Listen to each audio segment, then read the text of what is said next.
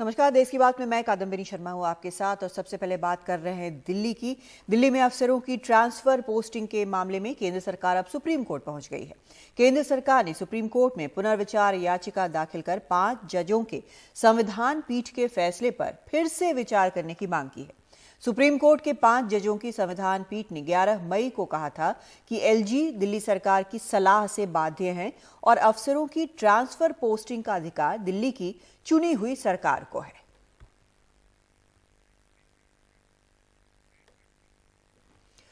और supreme court में केंद्र की पुनर्विचार याचिका में फैसले को लेकर कई बातें रखी गई हैं, वो आपको हम बताते हैं। सुप्रीम कोर्ट से खुली अदालत में सुनवाई की मांग की गई है। आमतौर पर पुनर्विचार याचिका में नहीं होता है। बड़ी बेंच के संदर्भ में आवेदन पर विचार नहीं किया गया। त्रुटिपूर्ण रिकॉर्ड रखे जाने से कोर्ट विचार करने में विफल रहा, ये कहा गया है। राष्ट्रपति एलजी को लोकतांत्रिक प्रतिनिधि न मानना रिकॉर्ड के आधार पर त्रुटि है। सेवाओं के मुद्दे पर केंद्र संसद के कार्यों पर विचार बिना निर्णय देना त्रुटिपूर्ण है। मौजूदा फैसला 1999 के 9 जजों के फैसले के विपरीत है। एससी ने यानी सुप्रीम कोर्ट ने अनदेखी की कि लोक सेवा आयोग एक संवैधानिक संस्था है। एक यूनियन टेरिटरी में लोक सेवा आयोग नहीं हो सकता, नियमों के तहत ये तर्क संगत नहीं है। ये सब कुछ कहा गया है इस रिव्यू पिटीशन में जो केंद्र ने दाखिल किया है।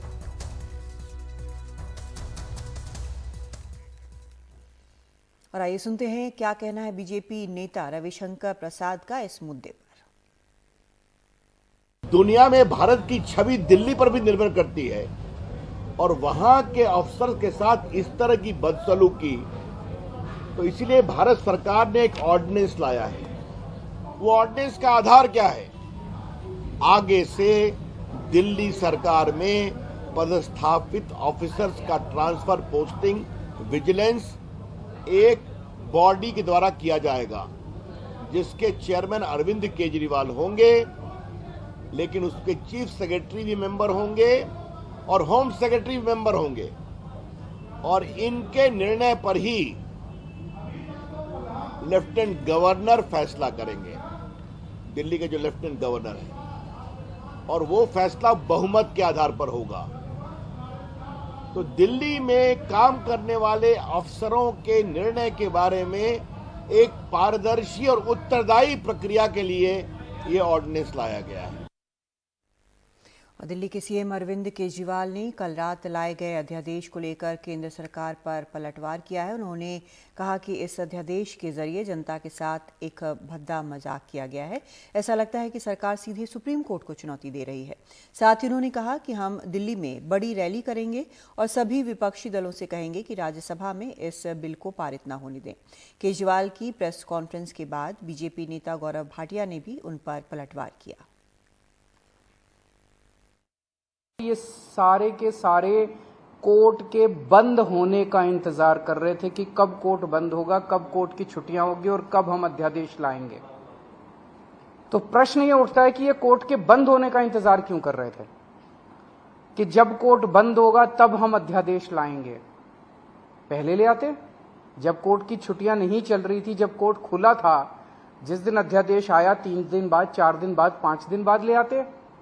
क्योंकि ये अंदर दिल के अंदर जानते हैं कि ये अध्यादेश पूरी तरह से गैर कानूनी, गैर संवैधानिक और जनतंत्र के खिलाफ है। इन्हें पूरी तरह से पता था कि अगर सुप्रीम कोर्ट के खुले होते हुए अगर ये अध्यादेश ले आते और हम अगर अगले दिन इसको सुप्रीम कोर्ट में चुनौती देते तो सुप्रीम कोर्ट में ये 5 मिनट भी ये अध्यादेश टिकने वाला नहीं था। 1 जुलाई को सुप्रीम कोर्ट खुलेगा, हम इसको चैलेंज करेंगे सुप्रीम कोर्ट के अंदर और फिर सुप्रीम कोर्ट, हम जानते हैं कि ये भी जानते हैं अंदर खाने, ये भी जानते हैं कि इस अध्यादेश का क्या होगा। तो क्या ये अध्यादेश केवल इस 1.25 महीने की छुट्टियों के लिए लाया गया है? आज मैंने आप ही लोगों के चैनलों पे देखा कि ये कह रहे हैं कि हम इन्होंने रिव्यू पिटीशन फाइल कर दी है, किसी ने कॉपी भी भेजी है, शायद कर दी है या करने वाले हैं, कर दी है। रिव्यू पिटीशन का क्या मतलब रह गया? जब ऑर्डिनेंस लाके इन्होंने पूरे के पूरे जजमेंट को खत्म कर दिया तो जो जजमेंट ही नहीं बचा उसका रिव्यू का कैसा? वो अध्यादेश संविधान के तहत पूरी तरह से संवैधानिक जो दिल्ली का महत्व है भारत के लिए, हर नागरिक के लिए, उसको ध्यान में रखते हुए और इस बात को भी हमने ध्यान में रखते हुए दिल्ली में ही संसद है, दिल्ली में ही राष्ट्रपति का घर है, दिल्ली में ही सुप्रीम कोर्ट ऑफ इंडिया है, तमाम एम्बेसीज है। दिल्ली संविधान के तहत भी अगर आप चले तो एक यूनियन टेरिटरी है, यूनियन टेरिटरी। और अरविंद केजरीवाल जी, ये जो आपकी मानसिकता हो गई है अराजकता की, जंगल राज फैलाने की, संविधान को दरकिनार कर देने की, ये ठीक नहीं है। आपको ये बताना चाहती है दिल्ली एक यूनियन टेरिटरी है, अरविंद टेरिटरी नहीं है। संविधान से चलेगा, केजरीवाल के कानून से नहीं चलेगा। और मैं आपके सामने अब जो तथ्य रखने जा रहा हूं, इस उम्मीद से रखने जा रहा हूं कि ये सारी जानकारी उस कट्टर बेईमान अरविंद केजरीवाल तक पहुंचे जो शराब नीति का एक एक शब्द पढ़ता है, क्योंकि उसको वसूली करनी होती है, अपने घोटाले छुपाने होते हैं। लेकिन जिस संविधान की वो शपथ लेता है उसी को तार तार करता है और उसको पढ़ने का, अध्ययन करने का समय उनके पास नहीं है। और सीधा रुख करते हैं हमारे सहयोगी शरद शर्मा का। शरद, जो केंद्र सरकार की तरफ से अध्यादेश लाकर किया गया है, अब उसके बाद दिल्ली सरकार के पास क्या ऑप्शंस बचते हैं? उनके पास कानूनी तौर पर क्या हथियार हैं? क्योंकि पुनर्विचार याचिका आमतौर पर हमने देखा है कि फैसला वही आता है जो पहले होता है, या फिर अब अध्यादेश लाया गया है तो उसमें कितना कुछ किया जा सकता है? कादम्बी, देखिए, दोनों तरफ का देखें तो बात क्या हो रही है। जो संवैधानिक पीठ का आदेश है और जो केंद्र सरकार कह रही है वो ये कह रही है, केंद्र सरकार कहती है कि दिल्ली 3 विषयों को छोड़कर राज्य जैसा ही है, जबकि केंद्र सरकार कह रही है कि या दिल्ली जो है वो राज्य नहीं है, दिल्ली यूनियन टेरिटरी है और यूनियन टेरिटरी को कभी भी जो सर्विसेज है वो दी नहीं गई है और वो केवल केंद्र और राज्य को ही दी गई है, तो दिल्ली को ये नहीं दी जा सकती है और ये राष्ट्रपति के अधिकारों में हस्तक्षेप है। तो ये इसको लेकर जो है, इस पॉइंट को लेकर जो है विवाद है और इसी पॉइंट को असल में केंद्र सरकार जो है चैलेंज करना चाह रही है। जहां तक बात है रिव्यू पिटीशन की, तो क्योंकि केंद्र सरकार की पिटीशन है तो आसानी से इसको हम ये नहीं कह सकते कि ये जो सुप्रीम कोर्ट है वो सीधे सीधे डिसमिस ही कर देगी या फिर बहुत कम चांस हैं। हाँ, ये बात ठीक है, बहुत कम चांस होते हैं, क्योंकि 5 जजों की संवैधानिक पीठ अगर कोई आदेश दे रही है तो ये बहुत कम संभावना है कि केंद्र सरकार जो इसको लेकर रिव्यू में गई है कि उसको बहुत कम संभावना है कि कुछ उसको सकारात्मक इसमें मिल पाए। लेकिन सारी नजर इस बात पे भी अब लगी हुई है कि जब जो दिल्ली सरकार है उसके पास ये विकल्प तो है कि वो कोर्ट में जा सकती है और ये कह सकती है कि देखिए, आप ही की अदालत ने जो आदेश दिया है, संवैधानिक पीठ ने जो आदेश दिया है, उसको रोकने के लिए केंद्र सरकार ये अध्यादेश ले आई है। तो अब जब दिल्ली सरकार कोर्ट में जाएगी तब ये आगे जाके पता चलेगा कि क्या कोर्ट इस पर कितना जो है जल्दी एक्शन लेता है या क्या स्टे लगता है। अगर स्टे लग जाता है तो उस सूरत में ये दिल्ली सरकार को राहत मिल जाएगी, लेकिन अगर स्टे नहीं मिलता और केस लंबा चलता है तो फिर से जो पहले वाली स्थिति थी जो अभी बन गई है वही आगे चलेगी। तो अभी पहले ये देखना होगा कि दिल्ली सरकार कब जो है स्टे में जाती है, क्योंकि रिव्यू जो है जो केंद्र सरकार ने फाइल किया है उसमें तो समय लगता है, लेकिन जो स्टे जो दिल्ली सरकार मांगने जाएगी, जो कि अरविंद केजरीवाल कह रहे हैं, उस पर जो है कार्रवाई इसलिए जल्दी हो सकती है क्योंकि वो केंद्र सरकार का एक अध्यादेश है और उसमें जो दिल्ली सरकार है वो ये कहेगी कि इस अध्यादेश की वजह से हमारे जो काम हैं वो रुक रहे हैं और जबकि ये आदेश आप ही के द्वारा दिया गया है। तो अब सुप्रीम कोर्ट पर निर्भर करेगा कि कब दिल्ली सरकार सुप्रीम कोर्ट जाती है और कब जो है इसके ऊपर जो है फिर आगे सुप्रीम कोर्ट क्या रुख अपनाता है। शरद, हमने जो इसमें पॉइंट्स दिए हुए थे जो पुनर्विचार याचिका में केंद्र की तरफ से जो दाखिल किया गया है, उसमें जिस तरह के पॉइंट्स हैं कि पहले 9 जज इस पर विचार कर चुका है और उसके पलट आपने दिया है ये आदेश, इस तरह की चीज़ें कही गई हैं, तो लगता यह है कि शायद हो सकता है कि ये मामला लंबा खींचे। ऐसे में राजनीतिक तौर पर अब केजरीवाल सरकार क्या करेगी? कानूनी लड़ाई एक तरफ वो शायद चलती रहेगी, लेकिन अब राजनीतिक तौर पर क्या करने जा रही है?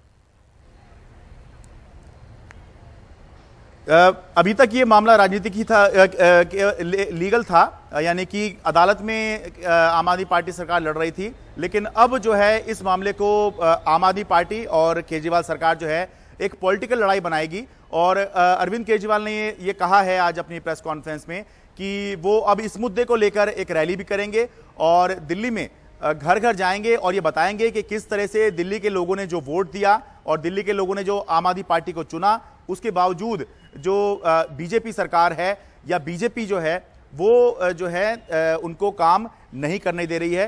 तो एक तरफ जो है लड़ाई कानूनी रूप से लड़ेगी आम आदमी पार्टी, वहीं दूसरी तरफ राजनीतिक रूप से भी इस मुद्दे को दिल्ली की जनता के बीच में लेकर जाएगी। बहुत शुक्रिया आपका शरद इस पूरी जानकारी के लिए। और कानूनी रूप से, राजनीतिक रूप से, दोनों तरह से अब केजरीवाल सरकार ने ठाना है कि वो इस मामले में अब सामने आएगी। एक ब्रेक लेते हैं।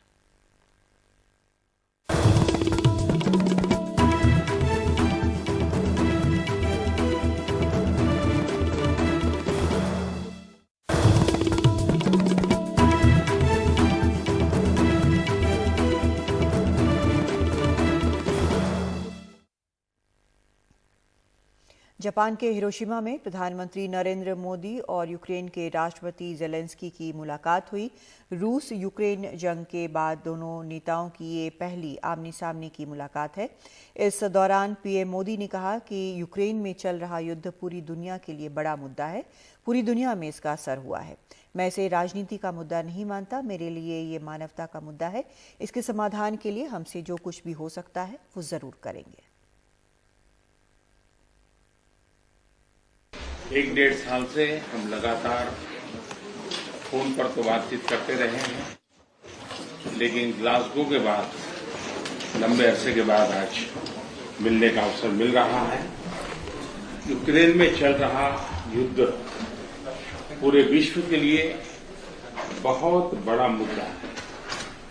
पूरे विश्व पर इसके अनेक प्रकार के प्रभाव भी पड़े हैं, लेकिन मैं इसे राजनीति या अर्थव्यवस्था का मुद्दा नहीं मानता। मेरे लिए यह मानवता का मुद्दा है, मानवीय मूल्यों का मुद्दा है। युद्ध की पीड़ा क्या होती है ये आप हम सबसे ज्यादा जानते हैं। लेकिन पिछले साल जब हमारे बच्चे यूक्रेन से वापस आए, तब उन्होंने परिस्थितियों का जो वर्णन किया, उसमें मैं आपकी वेदना और यूक्रेन के नागरिकों की वेदना भली भांति समझ पाता था, उसका अंदाज लगा सकता था। और मैं आपको विश्वास दिलाता हूं कि इसके समाधान के लिए भारत और निजी रूप से मैं स्वयं, हमसे जो कुछ भी हो सकता है हम अवश्य करें। जापान के हिरोशिमा में प्रधानमंत्री मोदी क्वाड सम्मेलन में भी शामिल हुए। पीएम ने कहा कि हमारा सकारात्मक सहयोग बढ़ रहा है और हम शांति के लिए प्रयास करते रहेंगे। प्रधानमंत्री अल्बनीज़ी, प्रधानमंत्री किशिदा और राष्ट्रपति बाइडेन आज मित्रों के बीच इस क्वाड समिट में भाग लेते हुए मुझे प्रसन्नता है। क्वाड समूह इंडो पैसिफिक में शांति, स्थिरता और समृद्धि सुनिश्चित करने के लिए एक महत्वपूर्ण प्लेटफॉर्म के रूप में स्थापित हुई है। इसमें कोई संदेह नहीं है कि इंडो पैसिफिक क्षेत्र में वैश्विक व्यापार, इनोवेशन और विकास का इंजन है। हम एकमत हैं कि इंडो पैसिफिक की सुरक्षा और सफलता केवल एक क्षेत्र के लिए नहीं, बल्कि पूरे विश्व के लिए महत्वपूर्ण है। रचनात्मक एजेंडा के साथ साझा लोकतांत्रिक मूल्यों के आधार पर हम आगे बढ़ रहे हैं। साझा प्रयासों से हम फ्री, ओपन और इंक्लूसिव इंडो पैसिफिक के हमारे विजन को प्रैक्टिकल डायमेंशन दे रहे हैं। Climate action, disaster management, strategic technologies, reliable supply chain, health security, maritime security, counter terrorism जैसे महत्वपूर्ण क्षेत्रों में हमारा सकारात्मक सहयोग बढ़ रहा है। कई देश और समूह अपनी इंडो पैसिफिक रणनीति और विजन की घोषणा कर रहे हैं। आज की हमारी बैठक में इस पूरे क्षेत्र के समावेशी और पीपल सेंट्रिक विकास के जुड़े विषयों पर चर्चा करने का अवसर मिलेगा। मेरा मानना है कि क्वाड वैश्विक भलाई, मानव कल्याण, शांति और समृद्धि के लिए निरंतर प्रयत्न करता रहेगा। प्रधानमंत्री अल्बनीजी को इस समिति की सफल अध्यक्षता के लिए अभिनंदन और बधाई देता हूं। 2024 में क्वाड लीडर समिट का आयोजन भारत में करने में हमें खुशी होगी। धन्यवाद। 2000 रुपए के नोट पर सरकार ने बड़ा फैसला किया है। 2000 के नोट को चलन से बाहर किया जा रहा है और अब ये नहीं छपेंगे। हालांकि 2000 के नोट वैध बने रहेंगे। रिजर्व बैंक ने 30 सितंबर तक नोट बदलवाने की सलाह दी है। बैंक में आप एक बार में 2000 के 10 नोट बदलवा कर छोटे नोट ले सकेंगे। रिजर्व बैंक ने साल 2016 में हुई नोटबंदी के बाद 2000 का नोट जारी किया था।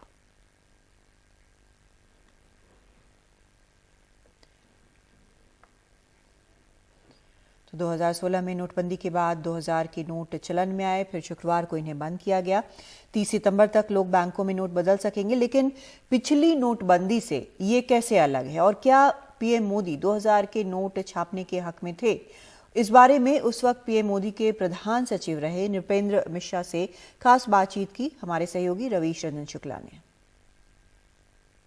प्रधानमंत्री के पूर्व प्रधान सचिव नृपेंद्र मिश्रा जी हमारे साथ में हैं। सर, इस बार जो नोटबंदी हुई है, आप क्या कहना चाहेंगे कि पिछली बार की तरह पैनिक इस बार लोग करें या न करें, क्योंकि बहुत सारे सवाल लोग पूछ रहे हैं।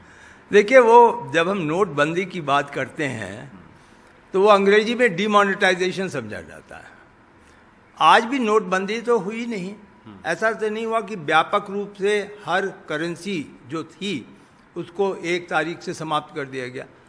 अभी तो यह किया गया है कि जो ये 2000 रुपए के नोट हैं, जो आम तौर से मैं कम से कम प्रधानमंत्री जी की विचारधारा तो मैं जानता हूँ 2016 से थी कि ये 2000 रुपए के नोट बहुत बड़े नोट हैं। नंबर 1, ये गरीबों के लिए नहीं है, गरीब के खरीद फरोख्त या लेन देन के लिए नहीं है। नंबर 2, इससे हम पुनः काले धन को इकट्ठा करने का प्रोत्साहन दे रहे हैं, क्योंकि एक बहुत बड़ी धनराशि 2000 रुपये में व्यवहारिक हो जाती है रखने के लिए। तीसरा, हम टैक्स इवेजन, जो करों की चोरी है, उसको प्रोत्साहन दे रहे हैं। तो उनका यह मत था कि ये एक अस्थायी व्यवस्था है और इस व्यवस्था को हम जल्दी से जल्दी समाप्त करेंगे। और वह ऐसे कदमों को वह किस्तों में करते हैं, वो उनके स्वभाव में है, जिसको हम अंग्रेजी में मैनेजमेंट की परिभाषा में मॉड्यूलर बिल्डिंग कहते हैं। तो उनके ये मॉड्यूलर बिल्डिंग का हिस्सा था कि उन्होंने सबसे पहले यह उचित समझा कि 2018 से लगभग नोटों की प्रिंटिंग समाप्त कर दी जाए। नोट मतलब 2000 रुपये के नोट 2000 रुपये के जब समाप्त कर दिए जाएंगे तो एक 2000 रुपये की जो उपलब्धता है वो सीमित हो जाएगी, उसकी एक बाउंड्री खिंच जाएगी।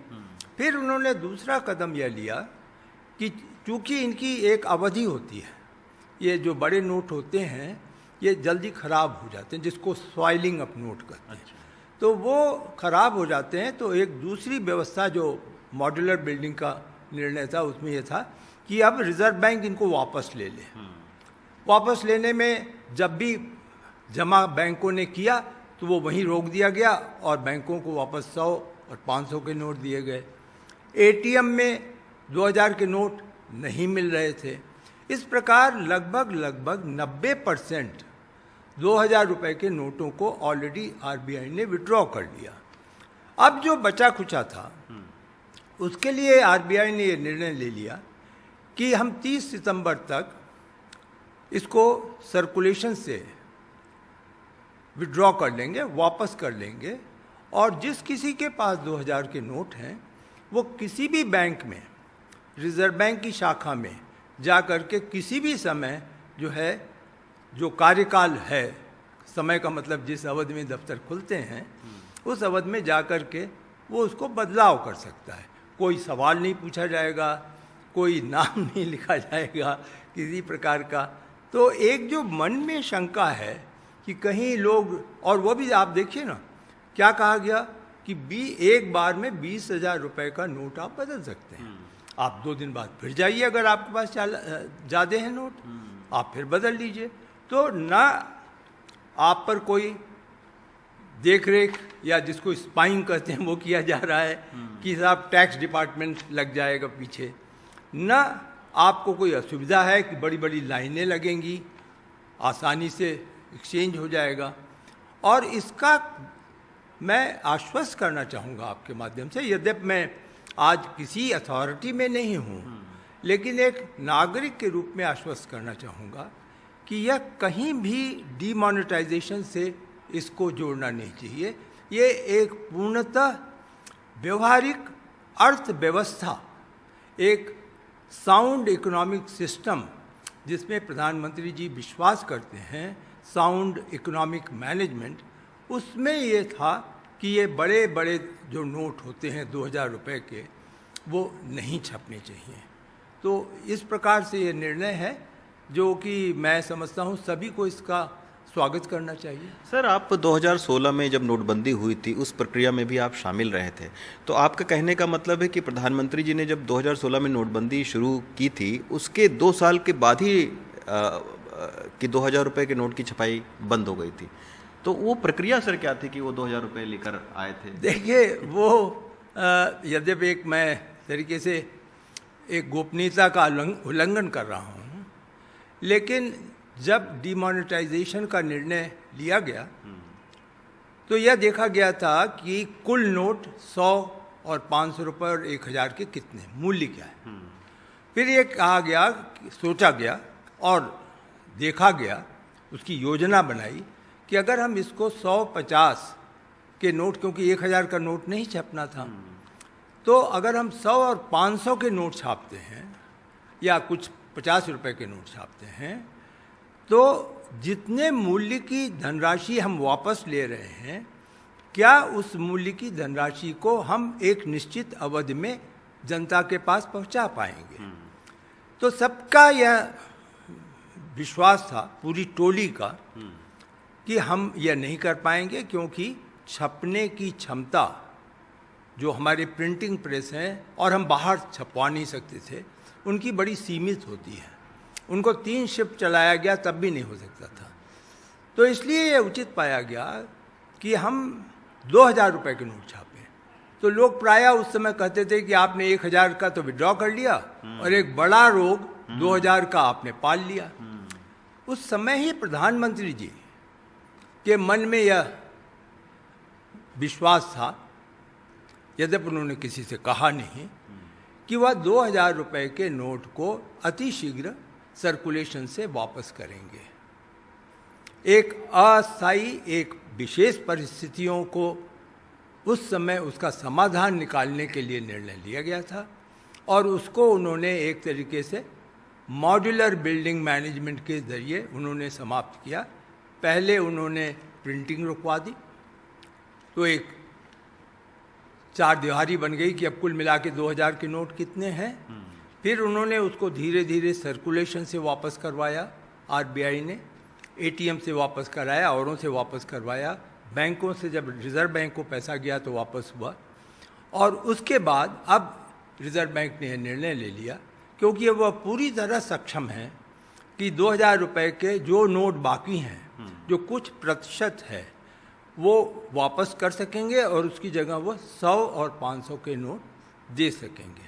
तो एक एक्सचेंज है, एक सीधा साधा एक्सचेंज है कि बड़े नोट को समाप्त करके छोटे नोट की इकॉनमी होनी चाहिए। इसमें कहीं भी डिमोनेटाइजेशन की दूर दराज से शंका नहीं है। अच्छा, जो नोटबंदी 2 लोग बोल रहे हैं वो ये नहीं है, मतलब ये किसी प्रकार से नोटबंदी 2 नहीं है। ये सामान्य बैंक में आप आज भी जाते हैं, मैं जाता हूं कभी कभी बैंक में और अपने 100 और 200 के नोट को 10 रुपए के नोट में लेता हूं। मुझे उसकी आवश्यकता होती है तो मुझे दे दिया जाता है।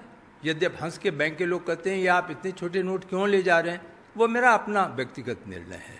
तो मैं 10 के नोट ले आता हूँ। तो अब 2000 रुपये के नोट हैं तो मैं 100 रुपये और 500 के नोट ले लूँगा। तो कहीं भी नोटबंदी का तो इससे कोई संबंध डिमोनेटाइजेशन से नहीं है। शुक्रिया सर बात करने के लिए। Ravish Ranjan Shukla, NDTV India.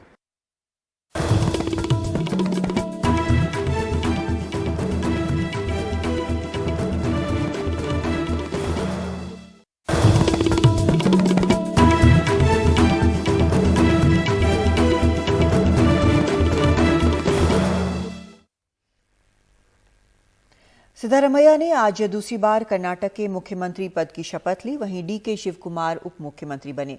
साथ ही 8 अन्य विधायकों ने भी मंत्री पद की शपथ ली है। बेंगलुरु में हुए इस शपथ ग्रहण समारोह में कांग्रेस के तमाम बड़े नेताओं के साथ विपक्ष के क्षेत्रीय दलों के दिग्गज भी शामिल हुए। इस दौरान राहुल गांधी ने कहा कि हमने यात्रा में कहा था नफरत को मिटाना और मोहब्बत जीती। नफरत के बाजार में कर्नाटक ने लाखों मोहब्बत की दुकानें खोली हैं।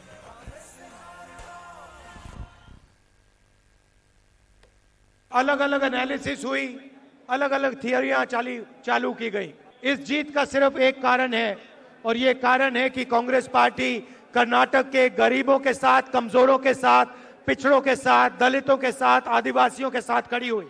हमारे पास सच्चाई थी और गरीब लोग थे। बीजेपी के पास धन, दौलत, पावर, पुलिस, सारा कुछ था और उनकी सारी की सारी ताकत को कर्नाटक की जनता ने हरा दिया।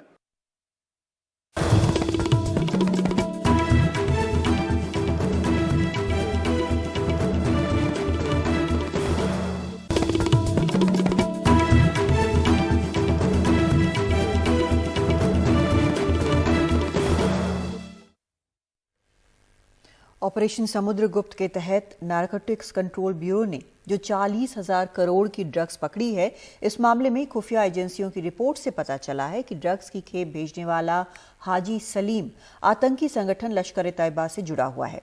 ड्रग्स से कमाया पैसा हवाला के जरिए पाकिस्तानी खुफिया एजेंसी ISI और लश्कर-ए-तैयबा तक पहुंच रहा है।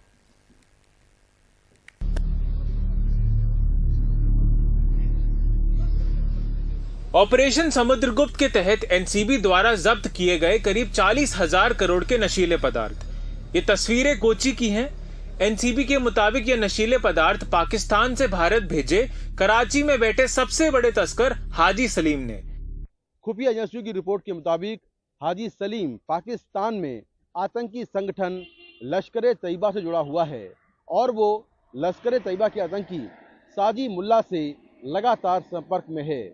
साजी मुल्ला का हाथ जम्मू कश्मीर में पाकिस्तान से बड़े पैमाने पर आतंकियों की घुसपैठ कराने में है और साथ में जम्मू कश्मीर में वो कई बड़ी आतंकी घटनाओं का मास्टरमाइंड है। खुफिया रिपोर्ट के मुताबिक हाल ही में देश में जितने भी बड़ी ड्रग्स की खेप पकड़ी जा रही है, उसके पीछे हाजी सलीम है।